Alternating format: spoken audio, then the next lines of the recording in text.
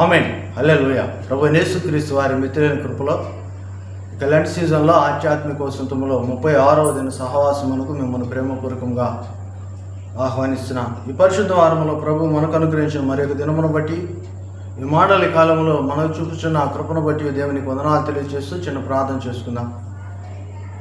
ప్రేమ నమ్మకం గల తండ్రి, కృపగల దేవా, మీరు ఇచ్చిన శ్రేష్టమైన సమయమును బట్టి వందనా. కేవలం ఉచితమైన కృపలో మమ్మల్ని సజీవ లెక్కలో చేర్చిన విధానమును బట్టి వందనా. మీరు ఇచ్చిన ఈ దినము నాయన మీకు మహిమ మా జీవితమునకు ఆశీర్వాదకరంగా వర్ధిల్లాగన నాయన దినదినము నాయన మీ రూపమునకు మార్చబడి మీ యొక్క చిత్తాన్ని లోబడి నాయన అనేకులకు మాదిరికరంగా జీవించే భాగ్యమును దయచేయమని, మీ కృపాక్షేమము నాపై మాపై అందించమని యేసుక్రీస్తు ఈ దినమును మీరు మాతో మాట్లాడమని, మీ కొరకు జీవించే భాగ్యమును అనుగ్రహించమని ఎదురేడని యేసు నామమును అడిగి వేడుచున్నాము తండ్రి. ఆమేన్. హరిగిరిలో నా సిల్వాలో శ్రీయేసు పలు బాధలు నేను ఘోర బాధలు పొందేను. కల్వరిగిరిలో నా సిల్వాలో శ్రీయేసు పలు బాధలు నేను ఘోర బాధలు పొందేను. నీ కోసమే అది నీ కోసమే నా కోసమే అది నా కోసమే. కల్వరిగిరిలో నా సిల్వాలో శ్రీయేసు పలు బాధలు నేను ఘోర బాధలు పొందేను. ప్రతివానికి రూపునిచ్చి అతనికి రూపు లేదు.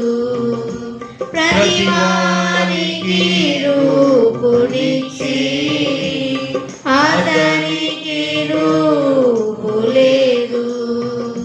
10,000లో అతి ప్రియుడు పరిహాసములనొందినాడు. 10,000లో అతి ప్రియుడు పరిహాసములనొందినాడు. నీ కోసమే అది నీ కోసమే నా కోసమే అది నా కోసమే. కల్వరిగిరిలో నా సిల్వాలో శ్రీయేసు పలు బాధలు నేను ఘోర బాధలు పొందేను. రక్తంబు కారి దాహము దామనెను. రక్తంబు కారి దాహము దామనెను.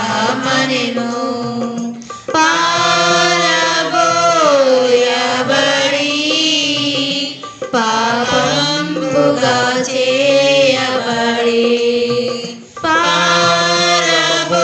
పారబోయబడి పాపంబుగా చేయబడి నీ కోసమే అది నీ కోసమే నా కోసమే అది నా కోసమే. కల్వరిగిరిలో నా సిల్వాలో శ్రీయేసు పలు బాధలు నేను ఘోర బాధలు పొందేను. అందరి దోషము మోసి పొందెను ఘోర వ్యాధి. అందరి దోషము మోసి పొందెను ఘోర వ్యాధి.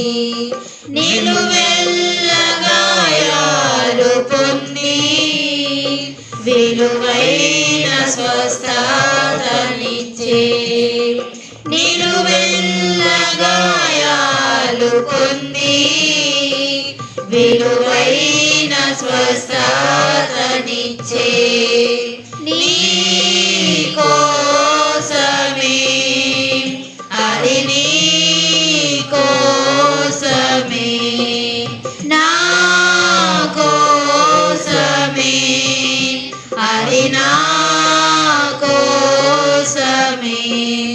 కల్వారి గిరిలో నా సిల్వలో శ్రీ యేసు పలు బాధలొందెను, ఘోర బాధలు పొందెను. వధ చేయబడు గొర్రె వలె బదులేమి పలుకలేదు. వధ చేయబడు గొర్రె వలె బదులేమి పలుకలేదు. దూషించు వారిని చూచి క్షమించి క్షమించే చూడు. దూషించు వారిని చూచి దీవించి క్షమించే చూడు. నీ కోసమే, అది నీ కోసమే, నా కోసమే, అది నా కోసమే. కల్వరి గిరిలో నా సిల్వలో శ్రీ యేసు పలు బాధలొందెను, ఘోర బాధలు పొందెను. సాతాను మరణమున్ గెల్చి పాతాళమందు గూల్చి, సాతాను మరణమున్ గెల్చి పాతాళమందు గూల్చి, సజీవుడై లేచినాడు, స్వర్గాన నిన్ను చేర్చినాడు. సజీవుడై లేచినాడు, స్వర్గాన నిన్ను చేర్చినాడు. నీ కోసమే, అది నీ కోసమే, నా కోసమే, అది నా కోసమే. కల్వరి గిరిలో నా సిల్వలో శ్రీ యేసు పలు బాధలొందెను, ఘోర బాధలు పొందెను. ప్రియులారా, ఈ యొక్క 36వ దినమున యేసు ప్రభువారు లేదు పరిశుద్ధ వారములో ఈ యొక్క 3వ దినమున యేసు ప్రభువారు దేవాలయంలో కూర్చొని బోధించున్నప్పుడు యేసు ప్రభువారు చెప్పుచున్న మాటలను ఆటంకపరచుటకు అడ్డగించుటకు బాధ్యత కలిగిన వారే ప్రభు వెంటబడుచున్నారు. అయితే మత్తయి సువార్త 22వ అధ్యాయ ప్రకారము యేసు ప్రభువారికి వారు ఏది విధముగానూ శోధించాలని ధర్మశాస్త్రమునే అడ్డము పెట్టుకొని ధర్మశాస్త్రములో మాటల ఆధారము చేసుకొని వారికి పరిపూర్ణముగా తెలిసి ఉన్నను ప్రభు దగ్గర ప్రతి తెగకు చెందిన పెద్దలు ప్రభుని విసిగిస్తున్నారు. కాబట్టి యేసు ప్రభువారు ఇక్కడ ప్రతి వారిని ఓర్పుతో ఓపికతో వారికి సమాధానము చెప్పుకుంటూ వస్తున్నాడు. మొదటిగా ఆయన విందుని గురించి ఉపమానం చెప్తున్నాడు. పెండ్లి విందు గురించే ఇక్కడ చూస్తాం 22వ అధ్యాయం. పెండ్లి విందుని గురించి ఆయన చెప్తాడు. ఆ విందులో యేసు ప్రభువారి యొక్క ఉద్దేశము చిత్తము వారు ఎరగాలని చూసినా వారు ఎరగకుండా పోతున్నారు. అలాగనే 23వ వచనం నుంచి 22వ అధ్యాయం 23వ వచనం నుంచి పునరుద్ధానం లేదని చెప్పాడు. సద్దుకాయలు యేసు ప్రభువారిని శోధించటము చూస్తాం. ఇదిగో వివాహ విషయంలోనే ఈ మొదట వివాహకు సంబంధించిన విందును చూసాం. ఇప్పుడైతే వివాహ పద్ధతిలో చూస్తున్నాం. పిల్లలు లేకుండా చనిపోయిన వ్యక్తి ధర్మశాస్త్ర ప్రకారము వారి సహోదరులు చేయవలసిన ధర్మమును గురించి, ఆ తర్వాత పరలోకములో వారి యొక్క అనుబంధమును గురించి మాట్లాడుతున్నారు. అదే రీతిగా ఇది అయిన తర్వాత కూడా ప్రభువుని యొక్క ఆజ్ఞలను సంబోధిస్తూ సద్దుకాయలు వచ్చి మాట్లాడుతున్నారు. సద్దుకాయలే మరికొక సద్దుకాయలను నోరు మూపించారని ధర్మశాస్త్రోపదేశకులు వచ్చి ప్రభు బోధ కూడా ధర్మశాస్త్రంలో ముఖ్యమైన ఆజ్ఞల గురించి మాట్లాడమని ఆయన ప్రశ్నిస్తున్నారు. ఇలా ఈ 22వ అధ్యాయం మత్తయి సువార్తలో ఈ యొక్క దినాన పరిచర్యను మనం చూడగలం. అయితే యేసు ప్రభు వారికి విసుగు కొనకుండా ఇదిగో ప్రవచనాలన్నిటినీ ఎత్తి చూపుతూ ఆయన సమాధానం చెప్పి వారిని నోరు పంపించినట్టు మనం చూస్తాం. నోరు పంపించడం అంటే వాదించలేదు, వారిని ఎదిరించలేదు, కానీ దానిలో దాగి ఉన్న అంతర్యార్థమును తెలియచేస్తున్నాడు. దానిలో దాగి ఉన్న అంతర్యార్థము అనగా పరలోక సంబంధమైన వ్యక్తులు, వారి యొక్క నడవడి, దానిని గురించిన బోధ, ఉద్దేశమును అక్కడ బయలుపరుస్తున్నాడు. కనుక మన జీవితాల్లో కూడా పరసంబంధమైన వ్యక్తులుగా ప్రభువుని పోలి నడిచే బిడ్డలుగా ఉండాలి, కానీ అవాంతరములు, అడ్డములు చెప్పే బిడ్డలుగా ఉండకూడదని, ప్రశ్నించే స్వభావం మానుకొని మన జీవితాలను ప్రశ్నించుకోవాలి. ఎదుటి వారిని ప్రశ్నించడం కాదు, కానీ మన జీవితాలను మనం పరిశీలన చేసుకోవాలి, ప్రశ్నించాలని ప్రభు కోరుతున్నాడు. కనుక మన జీవితంలో మనం ఏది నష్టపోతున్నామో దాన్ని సవరించుకోవటానికే ఈ యొక్క ఆధ్యాత్మిక వసంతం. ఈ యొక్క ఆధ్యాత్మిక వసంతంలో మనము ప్రశ్నించే స్వభావాన్ని మారి వివరణ లేకపోతే విసిద్ధపరచడం వేరు, ప్రశ్నించటం వేరు.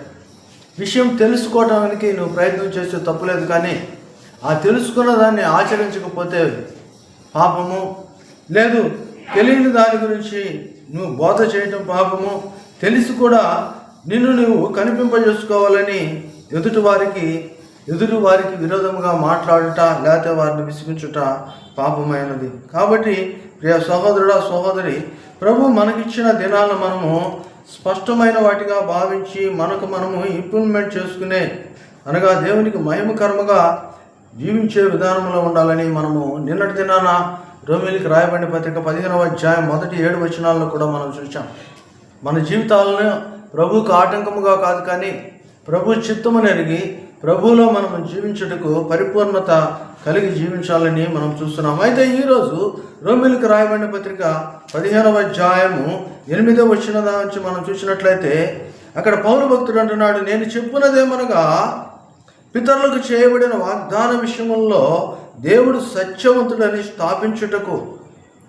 పితరులకు వాగ్దానం చేశాడు దేవుడు, ఆ వాగ్దానాలు నెరవేర్చాడు. ఎవరికి? పితరులకు మటుకు మాత్రమేనా, అన్ని జనులను గురించి కాదా అని ఇక్కడ పౌలు భక్తుడు సందేశాన్ని తీరుస్తున్నాడు. అలాగే ఈ దినమున మనకున్న ఆ యొక్క ఆలోచనలు కూడా ఆయన తీసివేయటానికి మంచి ఇక్కడ ప్రశ్నార్థకము లేని జవాబును ఆయన మనకిస్తున్నాడు. కనుకనే ఇక్కడ రోమీయులకు రాయబడిన పత్రిక 15వ అధ్యాయం 8వ వచనంలో పితరులకు చేయబడిన వాగ్దానముల విషయంలో దేవుడు సత్యవంతుడని స్థాపించుటకు అన్ని జనులు ఆయన కనికరమును గురించి దేవుని మహిమపరచుటకు క్రీస్తు సున్నతి గల వారి పరిచారకుడా. అందు విషయమై ఏముందో కూడా ఇక్కడ పాత నిబంధన యొక్క కొటేషన్స్ని మనకి 12వ వచనం దాకా చూపిస్తున్నాడు.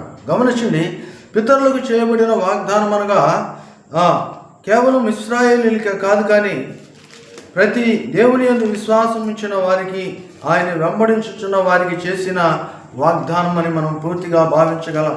కనుకనే రాజుల మొదటి గ్రంథం 8వ అధ్యాయం మనం పరిశీలన చేసినట్లయితే ఆ 8వ అధ్యాయంలో ఒక సుదీర్ఘమైన యొక్క అధ్యాయంలో ఒక స్పష్టమైన మాటను మనం చూడగలం. 8వ అధ్యాయము 56వ వచనం చివరి వరుసను మనం చూసినట్లయితే ఆయన చేసిన శుభ వాగ్దానముల్లో ఒకటైనను తప్పిపోయినది కాదు. ఎవరికి? మోషే ద్వారా ఆ వాగ్దాన భూమిలోనికి వెళుచున్న ప్రజలకు.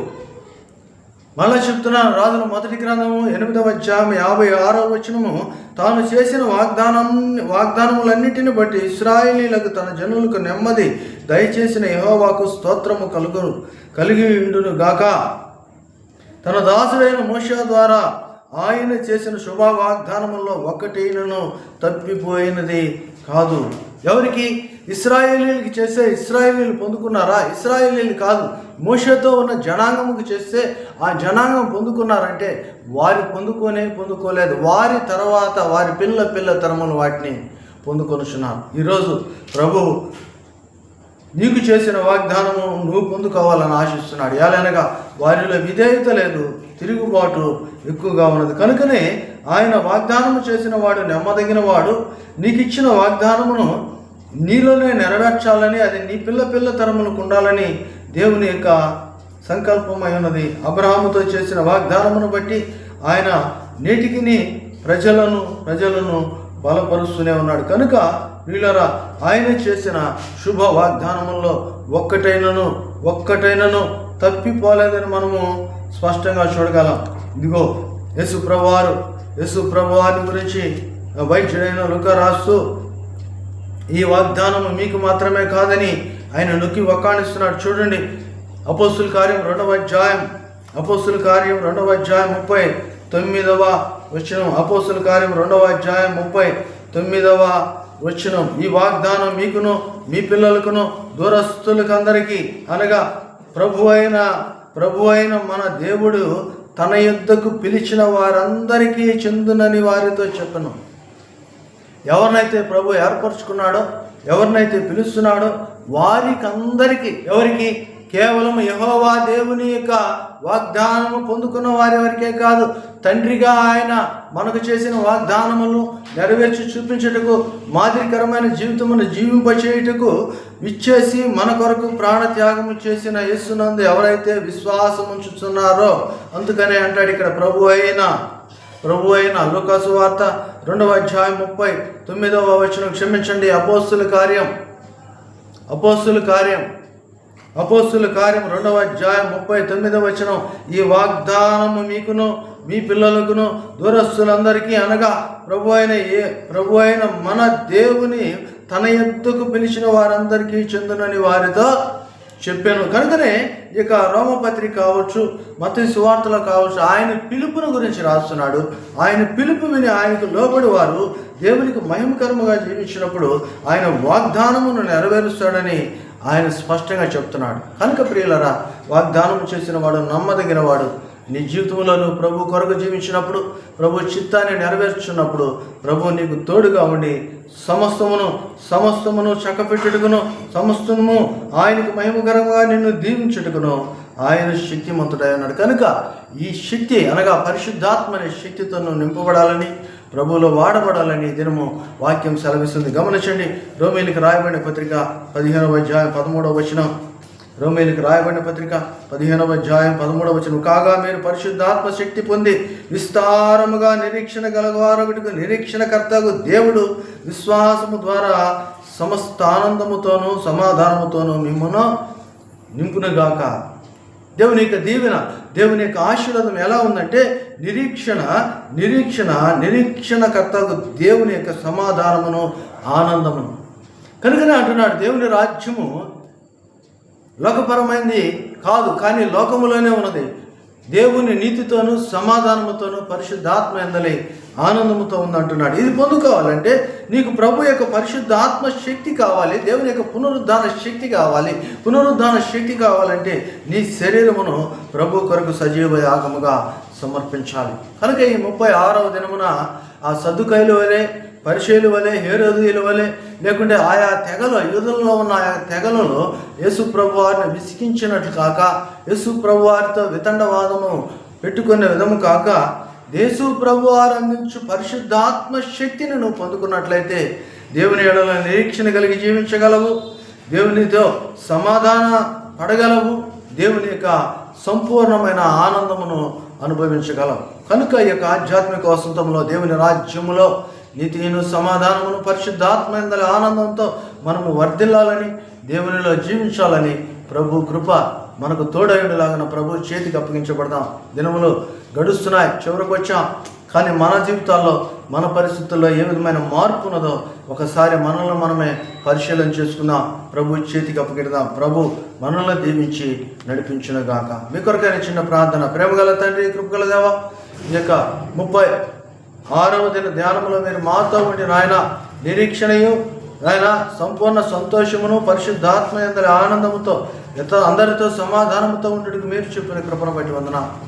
ఇటు స్థితిలో మమ్మల్ని బలపరిచిన తండ్రి, ఇదిన దీవెలతోనో, ఇదిన వాగ్దానములతోనో, ఇదిన నెమ్మదికరమైన ఆశీర్వాదములతో మమ్మల్ని నడిపించమని, ప్రతి బిడ్డను మేలుతో తృప్తిపరచమని యేసు నామమును అడిగి వేడుచున్నాము తండ్రి.